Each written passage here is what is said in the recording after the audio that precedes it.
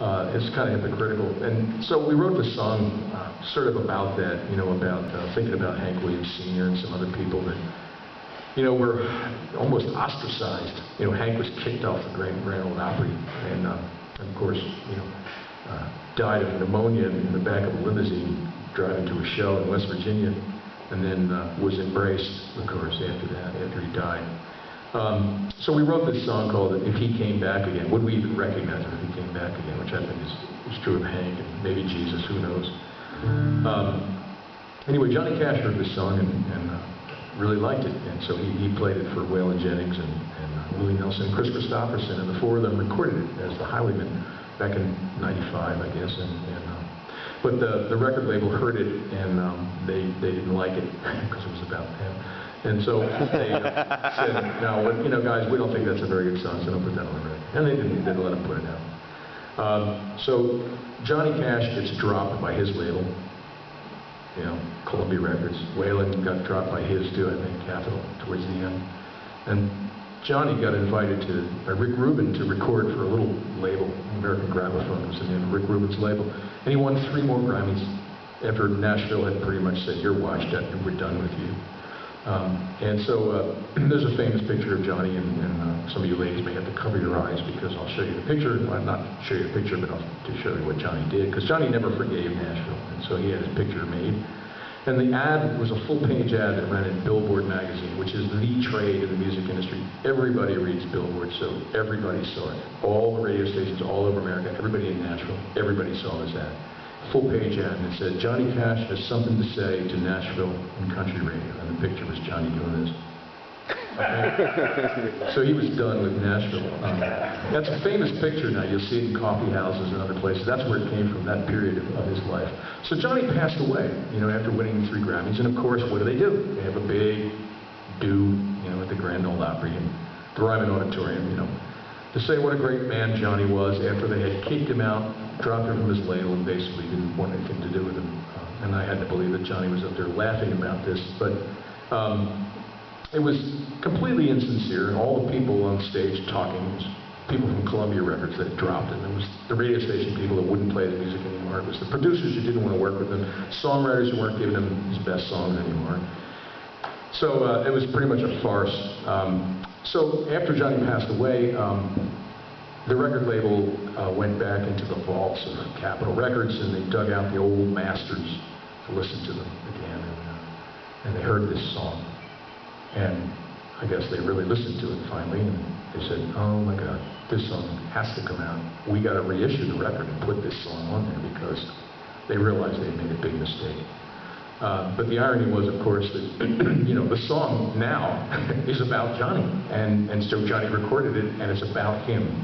And so they put out this 10th anniversary edition of The Road Goes On Forever, and they put this song on it, and they found a video, just handheld video cameras, rough videos, put it together and made a music video out of the song, and played on TV for a little while. There's a scene where they're singing the song, and they come out of the vocal booth, and they're slapping one another on the back, and Johnny kind of glances at the camera with this wry look, and I thought, wow, he knew. He knew this record wasn't going to come out until after he died, and that's how he wanted it. Of course, I have no idea whether that's true or not. Come into my fantasy world, why don't you? But it was just kind of a neat feeling for a moment to think that maybe Johnny had orchestrated this whole thing. He had cut this song with the intention of not releasing it till after he died, because he knew that when he died, Nashville would have this big tribute to, you know, this is the joke, right? So, the song, as I say, is called "If He Came Back Again."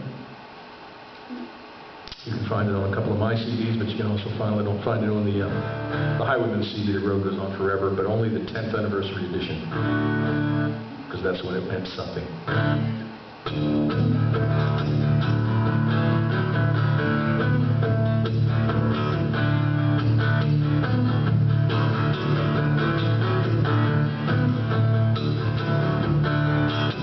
You'd have thought a king had died, where those people cried.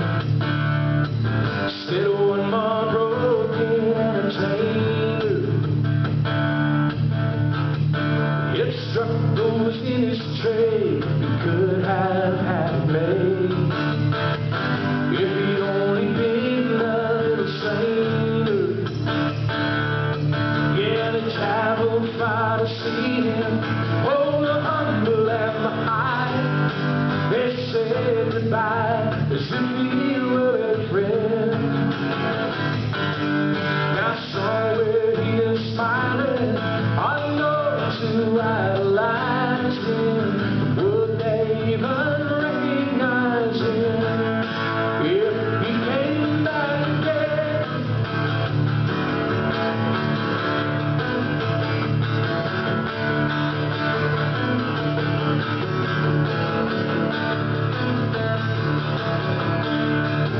He was born of modest means, but had outrageous dreams. They never let him rest till he fulfilled them. While he rode that train of song, his devils tagged along. The whiskey and the pills just couldn't kill him. He didn't need to be a rebel. How the real ones never do. They're born apart from ordinary men. Now somewhere he is smiling on those who sanctified him. But would they even recognize him if he came back again?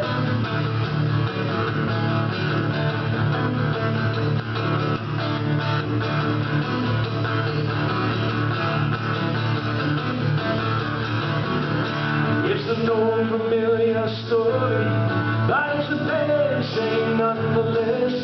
They don't forgive his kind till they lay them down to rest.